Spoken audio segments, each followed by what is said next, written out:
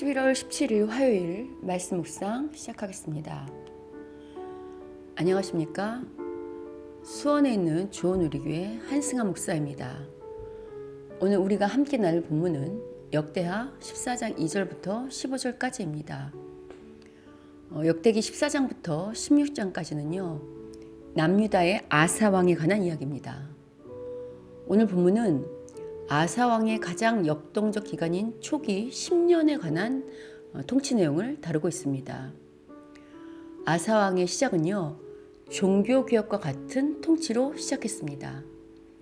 이 기간에 아사왕은 이방 제단과 산당을 없이 하고 주상을 회파하며 아세라상을 찍고 유다 사람을 명하여 그 열조의 하나님 여호와를 구하게 하며 그 율법과 명령을 행하게 했다고 오늘 본문 3절 4절이 말하고 있습니다. 오직 하나님만을 섬기기로 작정하고 종교개혁을 일으킨 아사왕에게 하나님께서는요, 10년 동안 태평성대를 허락하십니다. 여러 해 동안 전쟁도 없었고요, 전략적인 성읍들도 형통하게 새롭게 건축할 수 있었다고 5절 6절이 말하고 있죠. 이후 구스, 오늘로 치면 에디오피아가 쳐들어왔을 때요, 아사는 어제 우리가 살펴보았던 그 자신의 선조인 아비야가 승리한 방식과 똑같이 승리합니다. 구스는 고대 최첨단 무기라 할 수 있는 병거 300대와 100만 군사를 이끌고 오늘 아사를 쳐들어옵니다. 어제 아비야와 여로보암의 전쟁에서처럼요, 세상적인 승리 공식으로는 당연히 지금 이 첨단 무기를 소유하고 전력과 전력에서 앞선 구스의 승리가 예상되죠. 그러나 결과는 대반전이었습니다. 이 과정에 누가 개입하셨겠습니까? 당연히 하나님께서 개입하셨죠. 아사는요, 전쟁에 앞서서 하나님께 부르짖으며 도움을 요청합니다. 하나님을 잘 섬겨보겠다고 모든 산당과 우상들을 깨뜨리고 또 어떤 일이든지 먼저 하나님께 의논하는 아사 왕에게 전쟁의 신이신 하나님은 당연히 승리를 안겨주셨죠. 아울러 많은 절품까지 함께 해주십니다. 오늘 본문은요, 어찌 보면 너무 뻔한 얘기처럼 들릴 수 있습니다. 어떤 일이든지 먼저 하나님을 의지하며 하나님의 율례와 법도를 따르라는 말을 우리는 얼마나 수없이 많이 들었습니까? 하나님께서 싫어하시는 우상, 즉 세상적인 가치관대로 살지 말고 하나님께서 기뻐하시고 하나님이 좋아하시는 하나님 나라의 가치관으로 살라는 말도 얼마나 많이 들었습니까? 그러나 실제 현실에서 이 타락한 세상의 질서를 무너뜨리고 우상들과 잘못된 가치관을 다 무너뜨리고 다시 하나님 나라 가치관으로 새롭게 세운다는 것은 결코 쉽지 않습니다. 단편적인 예로요, 부당한 힘을 휘두르는 검찰을 개혁하기 위한 노력이 벌써 수십 년 전부터 있었지만요, 실제로 기득권을 놓치고 싶지 않은 그 검은 세력들과 결탁한 검찰을 개혁하는 것이 결코 쉽지 않은 것을 우리가 현실에서 보고 있지 않습니까? 어디 검찰뿐입니까? 어떤 부조리와 부패를 개혁하는 것이 계란으로 바위치기라는 것을 대다수의 사람들이 알기 때문에 그냥 그대로 흘러가는 대로 침묵하며 사는 것 아닙니까? 이런 측면에서 오늘 본문의 아사왕이요, 비슷한 상황에서 있는 것입니다. 오늘 본문에 이방 제단과 산당, 주상, 태양상 등으로 표현된 우상들은요, 단순한 우상이 아니고요, 이스라엘 백성들이 실제 현실에서 붙잡고 있는 돈과 권력의 줄들입니다.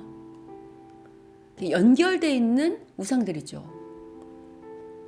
오늘 본문은 아사왕의 종교개혁을 단 몇 줄로 요약하고 있지만요, 실제 백성들의 타락한 질서와 그 사회 질서와 가치관, 그리고 잘못된 돈과 권력의 줄을 끊기 위한 종교개혁을 하기 위해서요, 아사왕은 참으로 힘겨운 영적 전쟁을 했을 것입니다.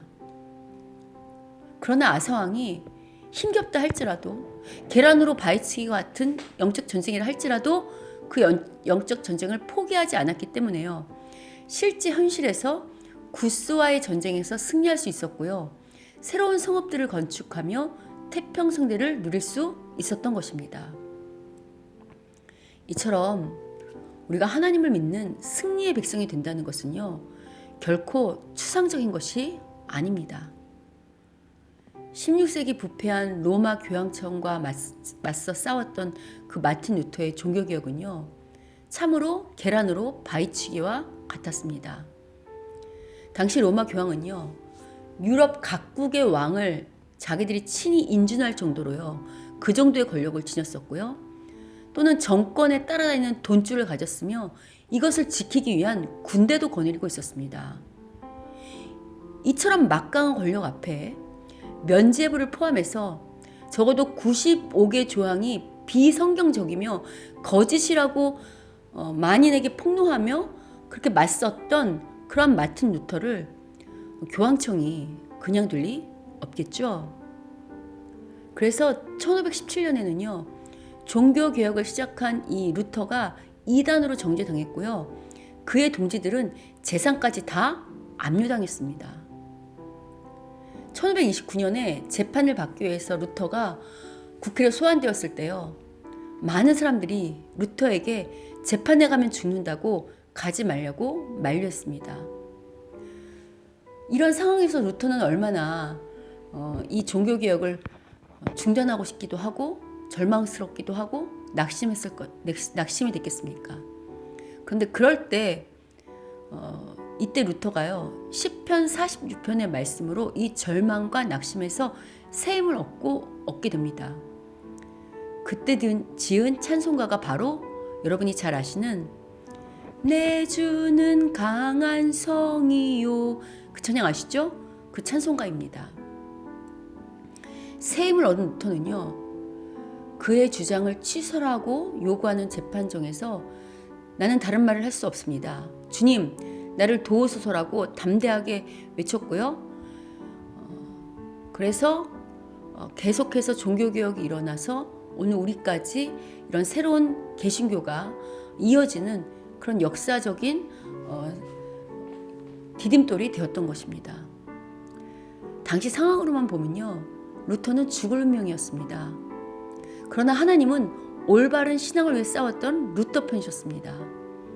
진리이신 하나님 편에 서 있는 루터가 하나님과 한편이 되는 것은 너무나도 당연한 일입니다.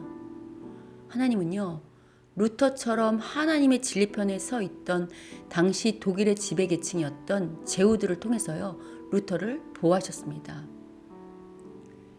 이처럼 기존의 질서가 잘못된 것이라 할지라도 이미 존재하는 질서를 바꾸는 것은 결코 쉽지 않습니다. 더군다나 잘못된 질서가 돈과 권력과 연결되어 있을 때는 더욱더 개혁이 어렵죠. 그래서 목숨을 걸고 종교개혁을 해야 하는 것입니다. 이는 우리도 신앙도 마찬가지입니다.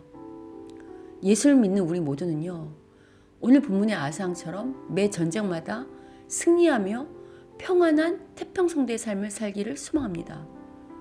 그러기 위해서는 먼저 아사왕이 한 것처럼 우리 안에 있는 잘못된 가치관과 우상들을 회파해야 되는데요, 이런 죄와 싸우는 것이 만만치 않습니다. 그래서 죄랑 싸우는 것은요, 목숨 걸고 피 흘리기까지 싸워야 합니다. 돈과 권력 때문에 끊임없이 하나님을 배반했던 이스라엘이나 로마 교황청의 모습이 바로 우리들의 모습 아닙니까? 오늘 말씀 앞에 우리 자신을 정직하게 세워봅시다. 내 안에 무너뜨려야 할 하나님이 싫어하는 모습은 무엇인지 점검해 봅시다. 혹 돈과 권력과 성공을 하나님보다 더 사모함으로 하나님이 싫어하시는 지점에 서성이고 있다면요, 이제 그만 그 지점을 떠나 하나님 편으로 나아가는 모두가 되었으면 좋겠습니다. 여러분, 인생에서 승리하고 싶으십니까? 그러면 정말 죄와 피 흘리기까지 싸우셔야 합니다. 진정한 종교개혁은 나 자신의 영혼에서부터 시작되어야 하겠죠. 그럴 때 하나님의 승리가 우리의 승리가 되며 하나님의 평강과 평안이 우리의 것이 될 것입니다. 부디 죄와 피 흘리기까지 싸워 우리 안에 진정한 종교개혁이 일어나므로 이 하나님의 승리와 평안을 누리는 모두가 되시기를 주님의 이름으로 축원합니다.